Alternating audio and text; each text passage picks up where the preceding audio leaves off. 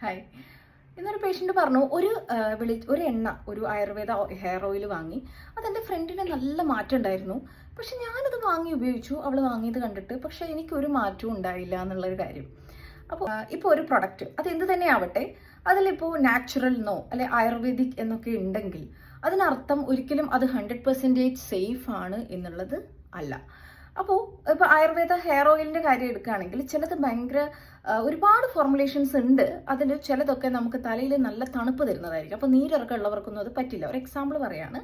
പിന്നെ ചിലത് നല്ല ചൂടുള്ള എണ്ണയായിരിക്കും.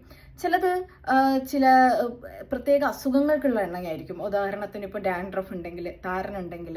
അതുപോലെ തന്നെ നമ്മൾ മുടിക്ക് അതിൻ്റെ റീസൺ കണ്ടെത്താതെ എന്തെങ്കിലും നമ്മൾ അപ്ലൈ ചെയ്തിട്ടും വലിയ കാര്യമൊന്നും ഉണ്ടാവുകയില്ല. കാരണം ചിലപ്പോൾ ആൾക്ക് പിന്നെ രക്തക്കുറവ് ഉണ്ടാവാം, വൈറ്റമിൻ ഡിയുടെ കുറവുണ്ടാവാം, ചില ഹോർമോണൽ പ്രശ്നങ്ങൾ ഉണ്ടാവാം, ചിലപ്പോൾ തലയിൽ ഒരുപാട് താരനിരിക്കുന്നുണ്ടാവാം. അപ്പോൾ എന്താ കാരണം എന്ന് നോക്കിയിട്ട് അതിനനുസരിച്ചുള്ള ട്രീറ്റ്മെൻറ്റ് ചെയ്താൽ മാത്രമേ നമുക്ക് മുടി കൊഴിച്ചിൽ അല്ലെങ്കിൽ മുടിക്കുണ്ടാകുന്ന പ്രശ്നങ്ങളൊക്കെ മാറുകയുള്ളൂ. അപ്പോൾ ഇങ്ങനെ നമ്മൾ പ്രൊഡക്ട്സ് യൂസ് ചെയ്യുമ്പോൾ ഉണ്ടാകുന്നതെന്ന് വെച്ചാൽ അത് പിന്നെയും നേരെ വിപരീത ഫലമായിരിക്കും നമുക്ക് ഉണ്ടാവാനുള്ള ചാൻസ്. അപ്പം ഇത്തരം പ്രൊഡക്ട്സ് വാങ്ങുമ്പോൾ തീർച്ചയായിട്ടും ശ്രദ്ധിക്കുക.